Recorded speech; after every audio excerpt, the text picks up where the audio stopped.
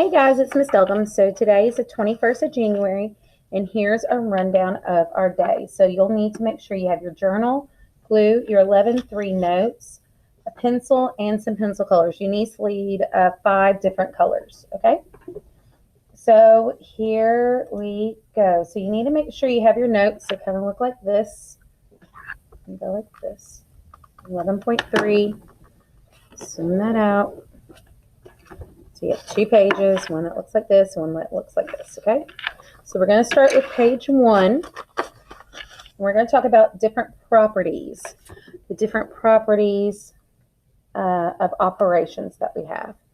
So let me zoom in a little more. All right, so today is a palindrome day. 1-21-21, palindrome, 1-2-1-2-1, 1-2-1-2-1. Math terminology going on today, guys. All right, so we're going to talk about our different properties. So the first one the first 2 that we are going to talk about is our commutative property of addition and our commutative property of multiplication. Okay, so we discussed this last week and actually a little bit of this week, meaning that I can change my numbers. I can switch my numbers around when I'm adding numbers and still get the same sum. So the definition is when adding, changing the order of the numbers does not change the sum. So like it says here, 3 plus 4 is 7, and that's equal to 4 plus 3, which is 7. So just because I put them in a different order, when I'm adding, it stays the same. Same thing works with multiplication. And I know we talked about this week. So basically, no matter which way I put my numbers, I'm still going to get the same product. So here they said 2 times 4. Well, 2 times 4 is 8. And 4 times 2 is 8. So no matter which way I switch them around, I'm still going to get the same answer. So that's with multiplication and addition. So the definition here is when multiplying, changing the order of the numbers does not change the product. So what I call this is the switcheroo. Switcheroo. So I can switch some stuff around and I'm still going to get the same product. All right, my next one is the associative property. Okay, and again, you have the associative property addition and multiplication. You will notice that on these guys that you will not have subtraction or division, okay? Because really you can't switch things around with subtraction. We learned this the other day, because then your result, your difference would be a negative or positive. And you can't do it with division because you can get a rational number, like a decimal or a fraction, when it wasn't supposed to. So with our associative property, when adding more than 2 numbers, grouping of the numbers does not change the sum. So what we have here is our parentheses. So 3 plus 4 is 7. It's the order of operations. And then I take 7 plus 5. That gives me 12. Okay. Well, 4 plus 5 gives me 9. 9 plus 3 also gives me 12. So it works with addition. If you have a lot of addition, you can put some parentheses around there, and doesn't matter what you do first because you'll get the same result. Okay, now the associative property of multiplication, when multiplying more than 2 numbers, the grouping of the numbers does not change the product. So I have here 2 times 4 times 3, 2 times 4 is 8, 8 times 3 is 24. Well, here I have 4 times 3, well, that gives me 12. 12 times 2 gives me 24. So no matter which way I move these parentheses around, I'm still getting the same product. And a key thing right here that I remember with associative is parentheses. Okay. Now comes my fun one, the distributive property. Okay, now here is the definition of the distributive property.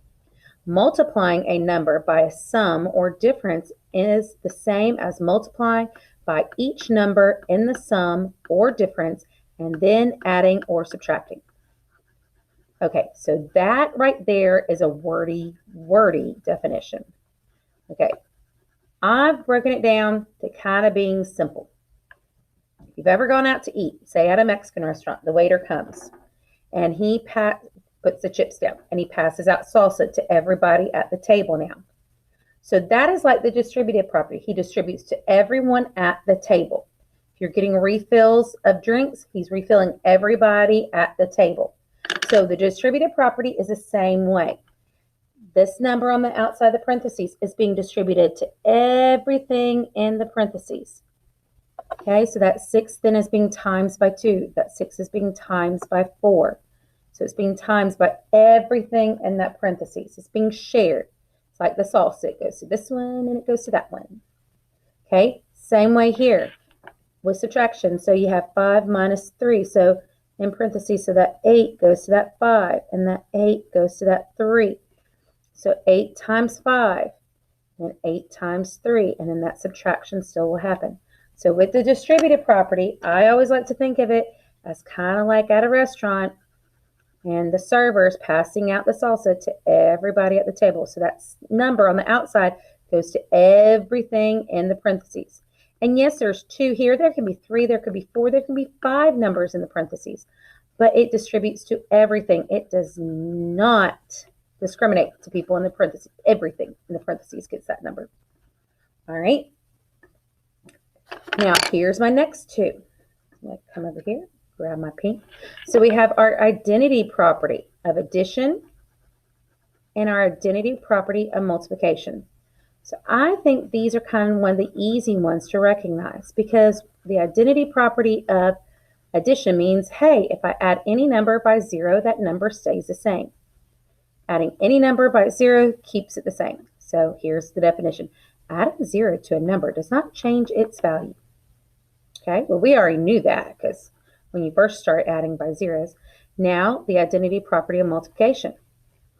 All right, definition says multiplying a number by 1 does not change its value.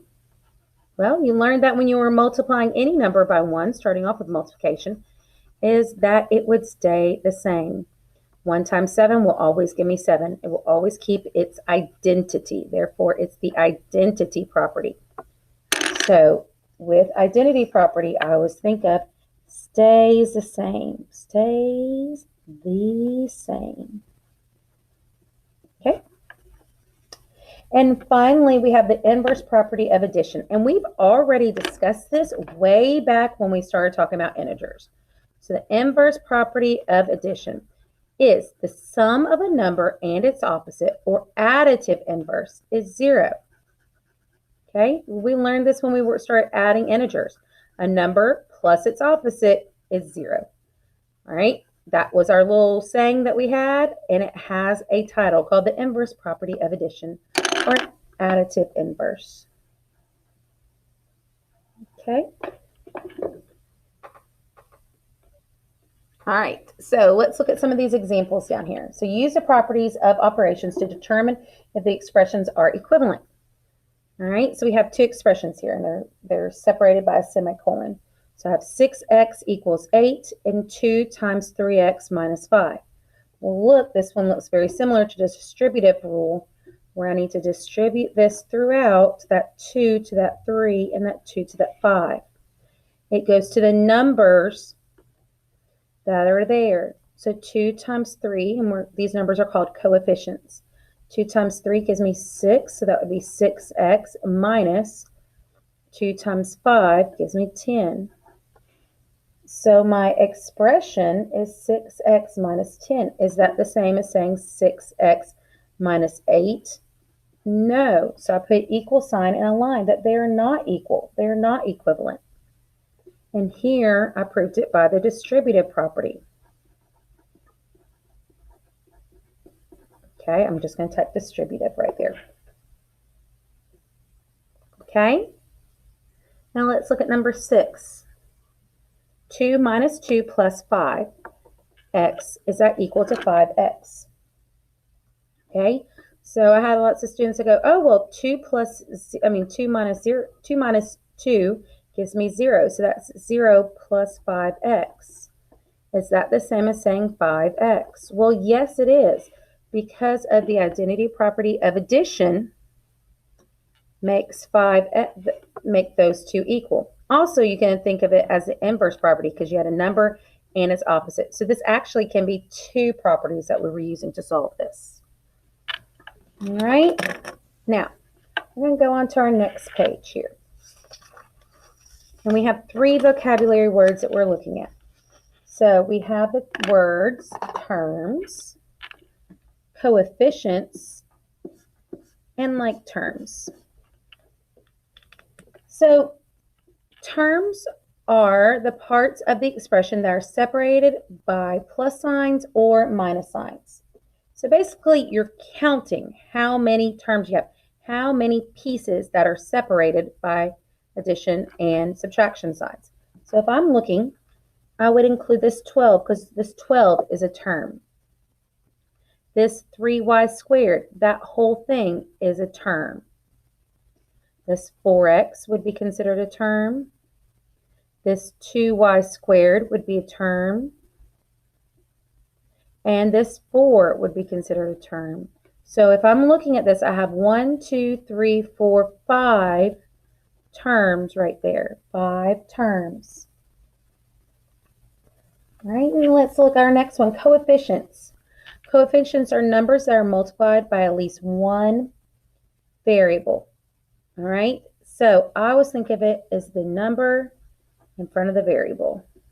Okay, so the number in front of the variable is your coefficient. And a variable is any letter or symbol that represents an unknown.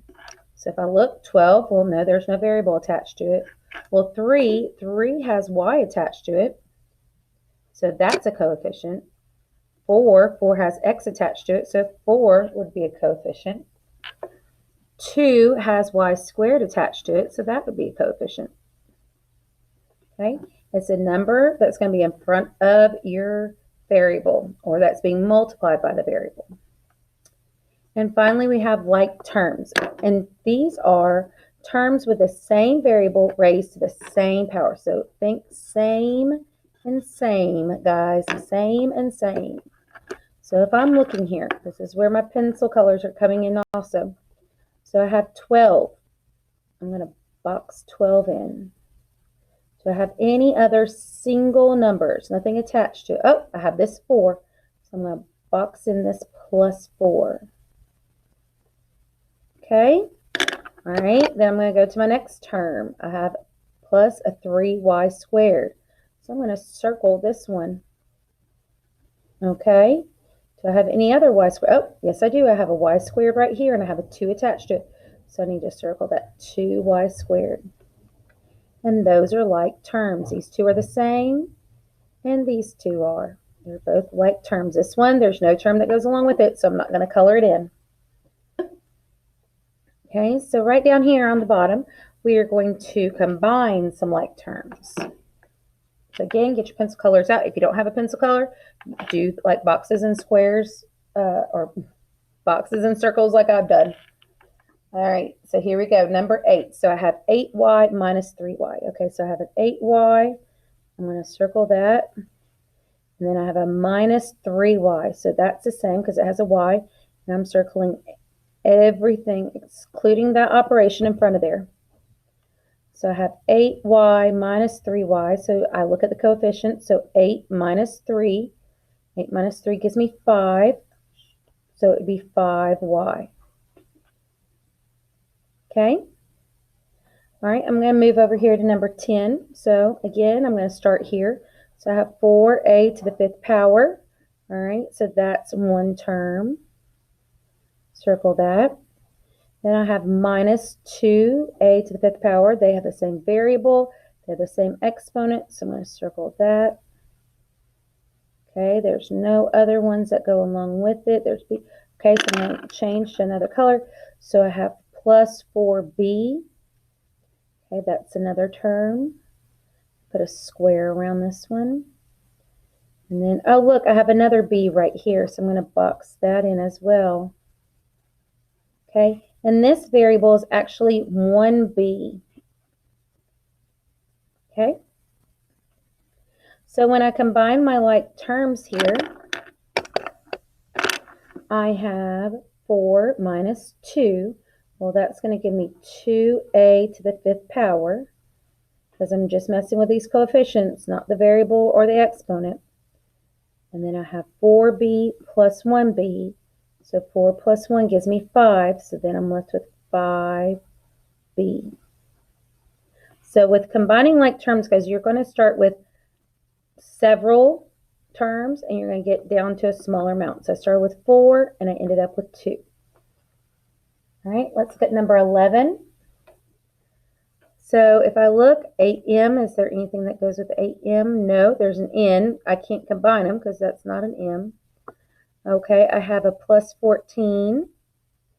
Now, circle that. And I have this minus 12. Oh, nothing's behind that, so I'm going to circle that. All right, so when I combine my like terms, these are my only 2 like terms. So 14 minus 12, that gives me 6. I'm sorry, that gives me 2. That gives me 2. So then I bring everything else down. So I have 8m plus 2 plus 4n. And I like to rearrange them to go in an alphabetical order. So I have 8m plus 4n plus 2. Do you see alphabet m comes before n and I put all my letters together. Okay, they both mean the exact same thing. I just put them in a different order. Okay, and finally, number 9. We have 6x squared plus 4, open parentheses, x squared minus 1, close parentheses. Okay, I have a number in front of some parentheses, so I need to distribute that. So I'm going to distribute this 4 to everything in that parentheses. So then I'm going to rewrite this 6x squared plus 4x squared minus 4 times 1 is 4. Okay, now I'm going to pick up my book for like terms. We'll have an x squared, x squared, x squared, x squared. So I have 6x squared here plus a 4x squared here.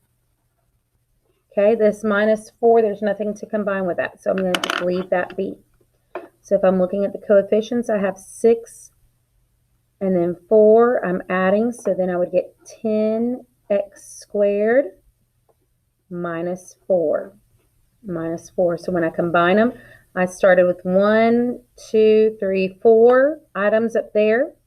And when I finished with 1, 2 terms. Okay? So I'm just going to write that in, 10 squared minus 4. All right, so that does it for me today, guys, with our generating equivalent expressions. If you're with me, tomorrow we have our IXL that we will be working on, and we will be working on these terms and coefficients and like terms and evaluating expressions and modeling equivalent expressions with IXL. So that does it for me today. Have a wonderful day. Take care, and I will see you later. Bye.